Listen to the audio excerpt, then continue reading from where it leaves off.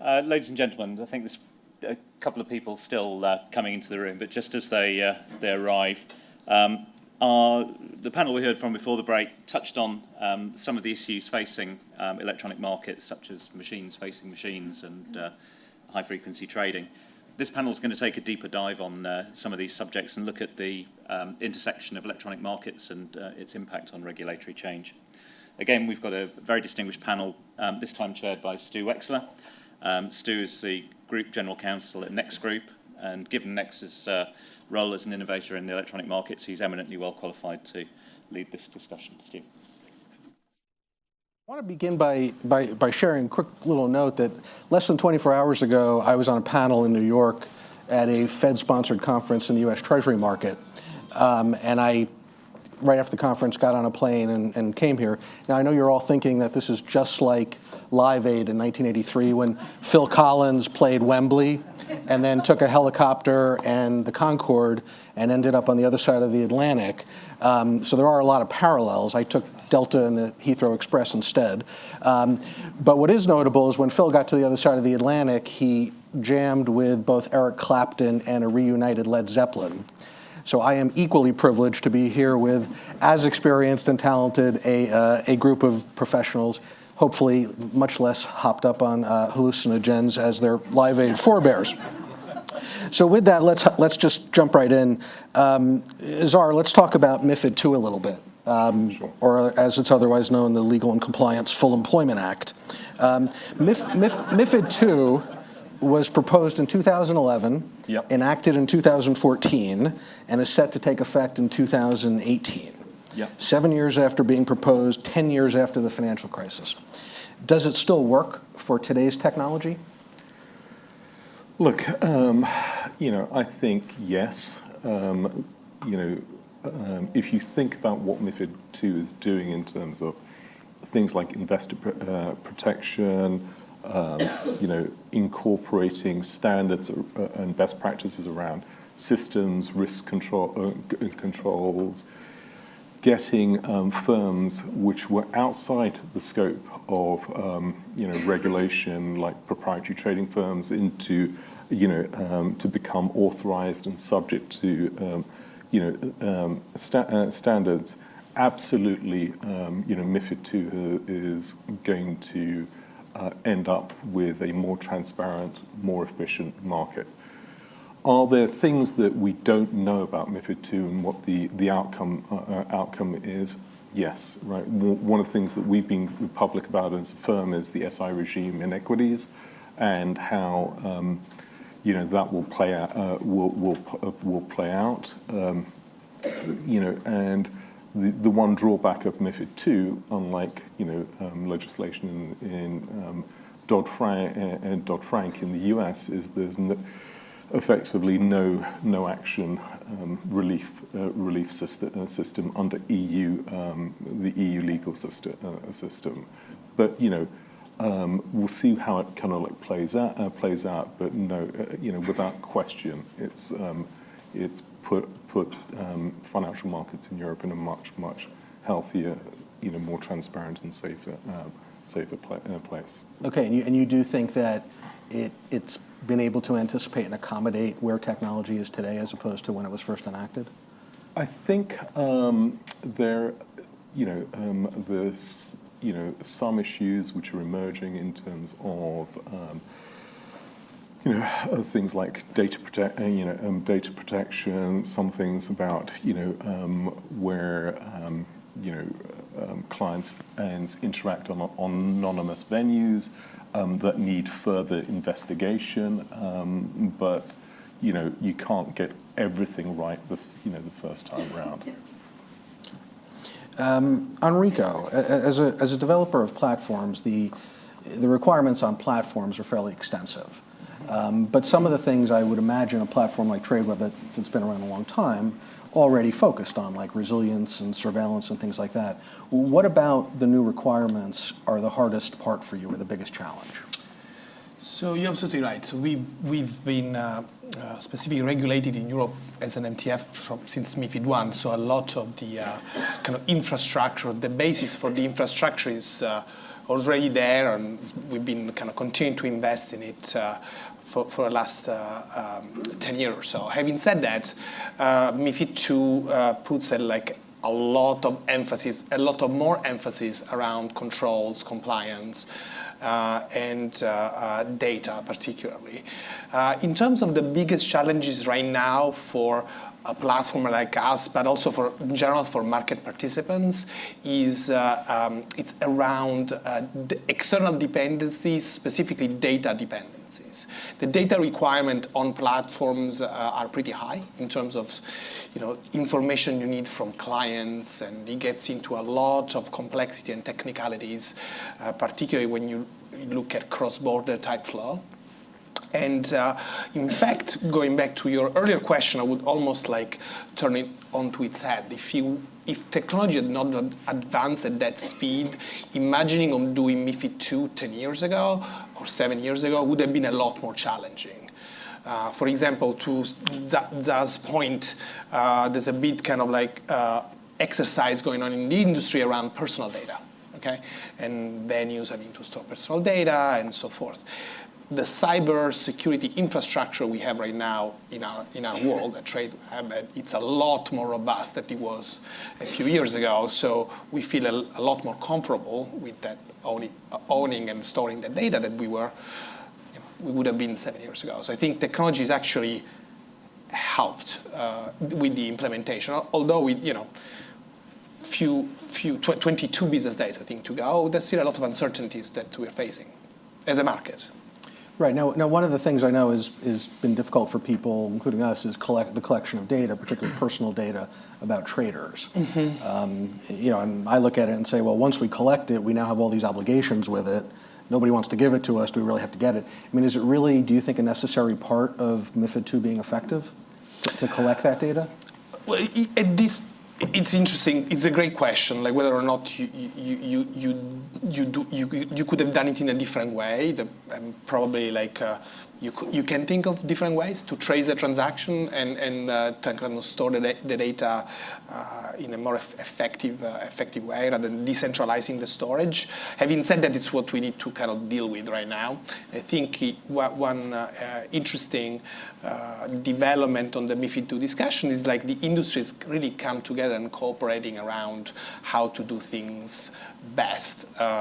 And again, I think we'll see across the board the day one implementation, and then day 2, 3, and 4 will evolve because the complexities are there, and not all of them are going to be solved necessarily 100% on January 3rd.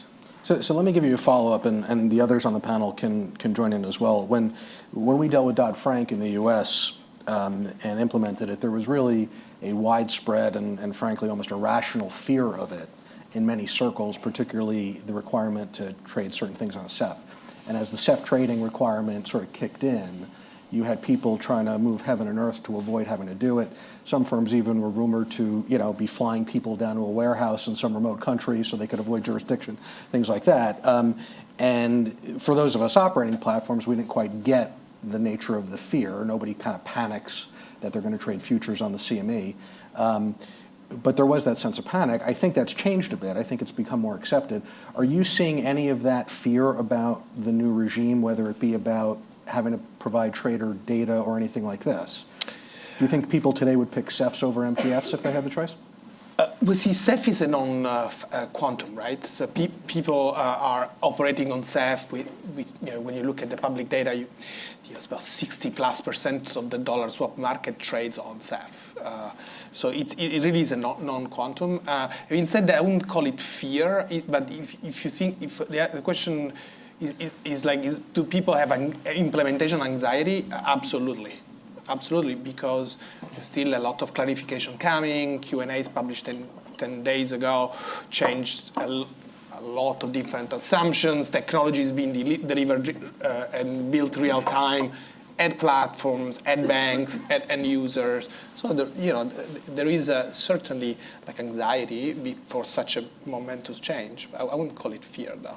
I don't know what you. Yes. Well, sure. And I think what's helped is we now are starting to see some of the empirical data from the full implementation of Dodd-Frank and what that means, particularly to the end user. So dollar swaps, to continue on that example, we have seen, even over the last 12 months, bid offers compressed by nearly 50%.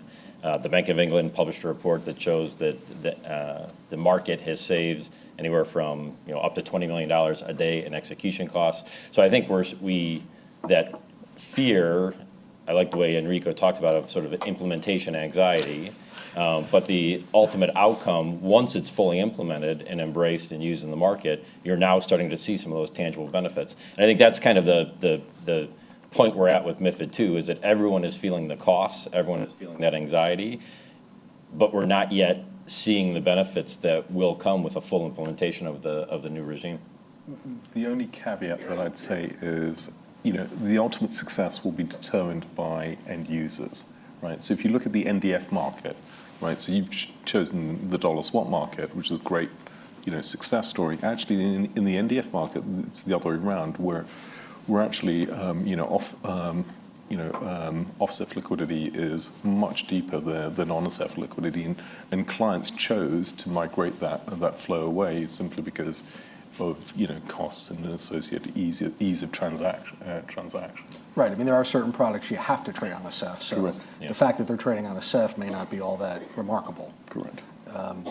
Chris, I mean, so are you basically, if what was the phrase again? Anxiety, implementation anxiety? Are you more of a therapist now for your clients, or are you guiding them through? Do they have a good understanding of what they need to do for MiFID II? I think they do, and I think there's a lot of good points to be made. I think one of the things we haven't actually mentioned so far is perhaps conduct issues around MiFID II. So we're seeing data we've never seen before. It's all being reported. It's going to be available. You'll be able to get your hands on it. We know, or I certainly know from talking to clients, a lot of people are looking at this. A lot of people are looking to scrape it down. Mentioned earlier the piece of work that was done by the FMSB on conduct, and the fact that I forget how many it was, but 30 ways of breaking the law. It's always been that way. So I wonder what new and interesting things people will find to do with that data. And I'm sure we're probably going to have some conduct issues coming out of the back of MiFID II. So I think people need to remain vigilant for that. Well, maybe let's wonder out loud a little bit. What do you think some of those might be? Are they best execution issues, for example? The obvious stuff is some kind of sort of front running, I guess. Big trades, people working out how people are positioning themselves. Typically, program trades can be done over a number of days. People get wind of these sorts of things. People start pushing the market around. That is a form of front running. I mean, admittedly, the data, I suppose, is in the public domain. However, you are deliberately interfering with the program of someone for no other reason than, I guess, financial gain. So I think that's going to be a real challenge. The good thing is it will be transparent to people. Yes, you'll be able to see who's doing it. Well, that it's going. Okay. Let's talk a little bit about high-frequency trading, which the last panel touched on a bit. So let me share a little bit of an anecdote. People talked about the flash crash from 2010. One of the things that got a ton of attention in the US and over here as well was in the Treasury market, October 15th, 2014, there was the so-called flash rally, where 9:30 in the morning, over a 20-minute period, the market just moved wildly and then came back. And it really terrified the official sector. It perplexed everybody. There was no kind of obvious single reason for the move. And I was in a meeting with a variety of market participants and regulators talking about it, and the traditional bank folks started to say, high-frequency trading is just terrible. It's just temporary. You don't warehouse positions. You don't have obligations to customers. You're more lightly regulated. It's not fair. We have obligations. We're there to catch the falling knife, et cetera, et cetera. And some of the buy-side firms, who I think didn't really have a dog in the fight, said, well, come on, guys, you're never there in those situations the way that you say you are. You're willing to take it off my hands at 3 cents on the dollar, but you're not really there. And certainly there's some evidence that suggests that when the market went crazy, high-frequency firms stayed in the market but lowered their size, whereas the banks stayed in the market but widened their spreads. But I guess in any event, who's right? And I'm just looking for one word answer. You don't get to go first, sir. Come on. Just one word answer. Honestly, I think it's quite a sterile debate because there's no bank which isn't a high-frequency trading firm under MiFID II. Anybody who places more than 2 orders per second electronically is, classified. So, that's my first point. And the second point is, I can talk for my firm. Swiss National Bank in January 2015. Absolutely, were there and committed to the market. And being a market maker was our worst loss. A day's loss. So, the good news about MiFID II is it brings in, and we don't feel ourselves, any lighter in terms of, market making obligations to clients and in general. And under MiFID II, the whole, scope of incorporating high-frequency trading firms to effectively bank-like standards in terms of testing the algorithms or pre- and post-trade transparency is there. So the answer is categorically no from my perspective. I mean, look, I'll be the first to admit Czar's quite right. I mean, there is no bank now that's not an HFT in the proper spirit of it too, not just 2 trades a second. I think everyone's behaving in that way. I think maybe the comment around regulation is probably true, that people are regulated differently, so that does come into it. But I think the point I'd make, I mean, Czar mentioned about losses on SMB day, and probably it is true. I think every single market maker on that day probably lost money. I think what has changed, though, is you learn from those events, and I think probably you'll find over the number of flash crashes we've had since then that people have actually dealt with those a lot better. So, I think you do learn. But do you think there are any different characteristics between a high-frequency market maker and a traditional trader at a bank market maker that has any relevance for market risk, market fundamentals? Not so much these days. I think I was serious about the regulatory point. I think there is a higher level of regulation on HFTs within banks, which tends to put them at a slight competitive disadvantage. They can't quite move as quickly. They can't deploy technology quite as quickly. Which is why I think you're starting to see some of these partnerships between banks and HFTs appearing in the news. There's been 2 or 3 of them in the last couple of years. But broadly, they're doing very much the same sorts of things. I guess the one big difference with the bank is there's normally a sales force attached, and they're normally also going after the bigger trades. So I think someone mentioned smaller trades, and typically HFTs are involved in the smaller sizes, although not true for every HFT. But I think banks certainly are playing in both the small and the very, very large tickets. I think at some point we're going to get beyond, in the fixed income markets at least, get beyond this concept of banks and non-banks as being descriptors of liquidity providers or market makers. There are banks today who don't warehouse risk that have agency models for certain products. There are non-banks who do warehouse risk in certain products. So I think we're going to get beyond that description of banks versus non-banks in due course in the fixed income market. So so when we're trying to make a distinction, I think it's more about sort of the business model, deployment of technology, use of efficiencies, and et cetera, as opposed to bank versus non-bank. And I think the key thing will be the data that comes out will actually be able to evidence whether you're warehousing risk, how you're managing client order flow. So it'll be there for the end users in terms of true transparency to take decisions around. And to be fair, like to Brand's point, there are markets where, in fact, this distinction has disappeared already, where the business models between banks and non-banks are overlapping, so it's the ETF market is a typical example where you have specialized market makers that interface clients kind of the same way that banks do. At the same time, banks that price CTF like a specialist market maker as well as interfacing clients.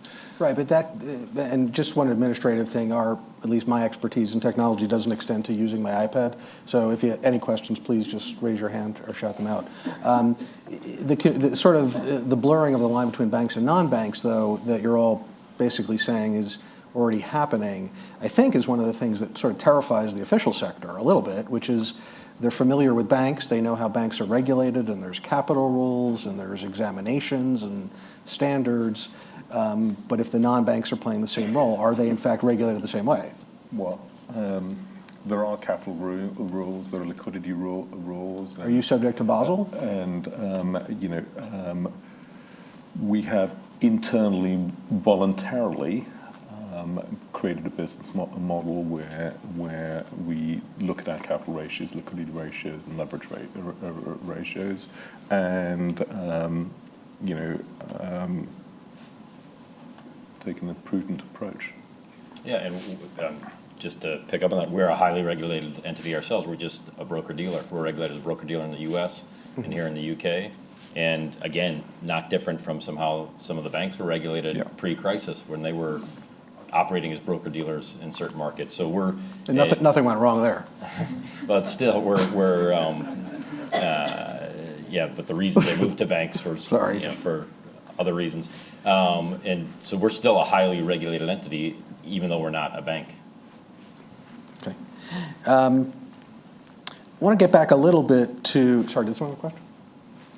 I want to get back a little bit to when we were talking about platforms before, and I think it connects to this a little bit. So MiFID II provides for MTFs, systematic internalizers, OTFs, as well as investment firms, regulated markets. A, do you really need all those categories in the market? B, do you see them being competitors or complementary? So is one more suited for certain type of instrument or liquidity and people will use it for that? Or do we see these platforms competing vigorously?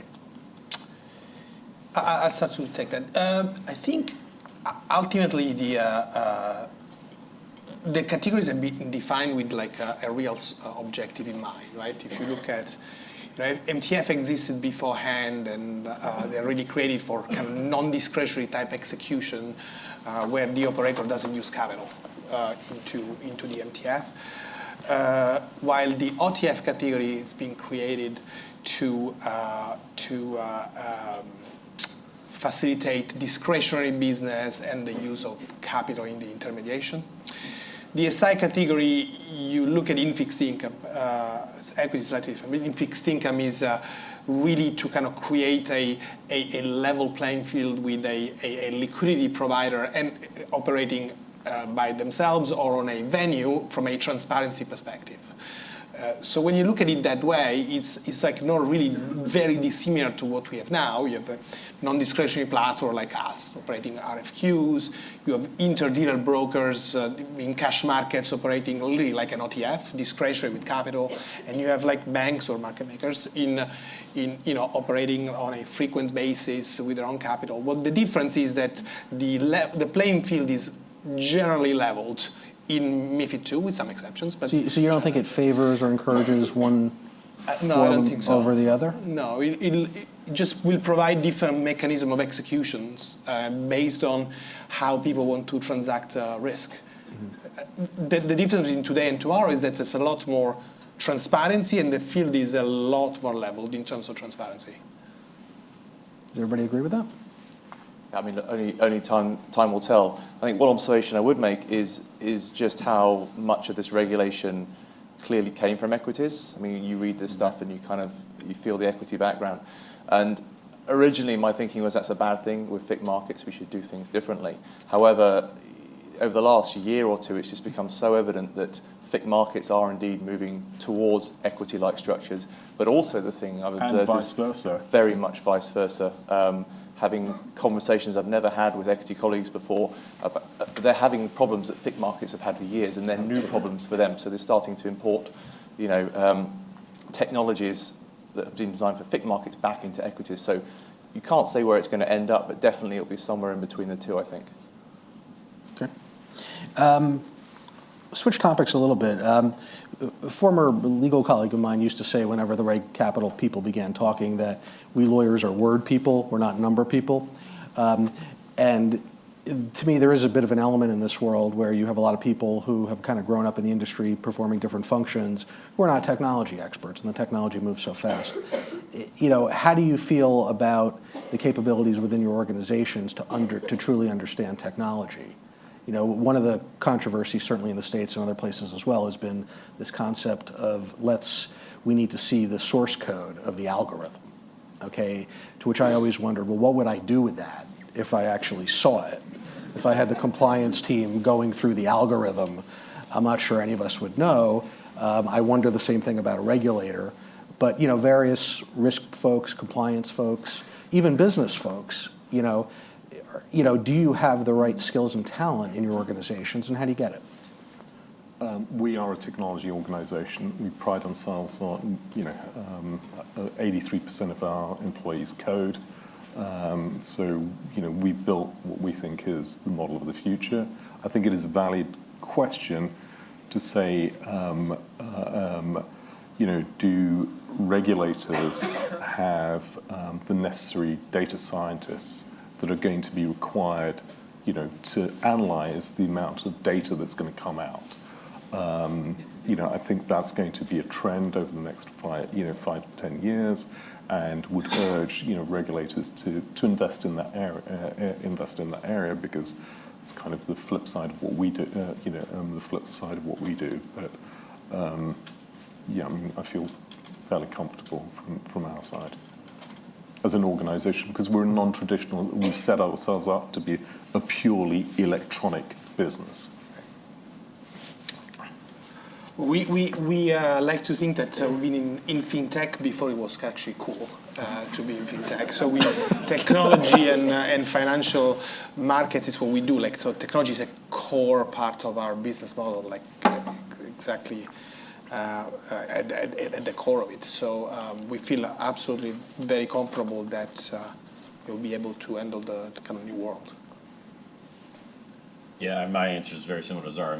We think technology is actually a competitive advantage to us. So we are a technology company. So we're very well placed to take advantage of some of the changes that are happening in the market.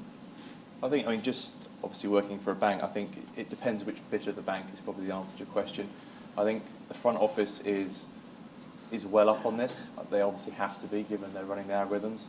I think the challenges come in the sort of second and third line. You talked about bringing new people in. I think that's absolutely where the challenge is. Yeah. Into your second lines. Those are being populated now as a result of MiFID, internal risk functions and so forth. So I think within a very short space of time, you will have enough expertise in those areas. And just to comment on regulators, I think actually, I shouldn't use the word surprisingly, but I think regulators are actually quite ahead on this. I've had some particularly sophisticated conversations about AI and the interactions of AI and so forth with regulators. So, they are clearly thinking quite far down the road. I don't think anyone really has true AI running properly in their organizations yet, and yet the regulators are considering the interactions of these things and what that might mean. So that's incredibly positive. Okay. So I want to ask kind of one last question and then open it up, and hopefully these questions there too. On the topic of cross-border, which has been addressed in some of the earlier panels, which I think is a challenge for everybody, in some ways perhaps more so for those involved in the technology side, because with people located in a certain place, you know where they are, what they're doing. Computers are operating across borders. Where's your data? Where's your matching engine? Where's your server? All of those things can drive a lot of interesting jurisdictional questions that help lawyers put their kids through college. But they're sort of hard things for technology.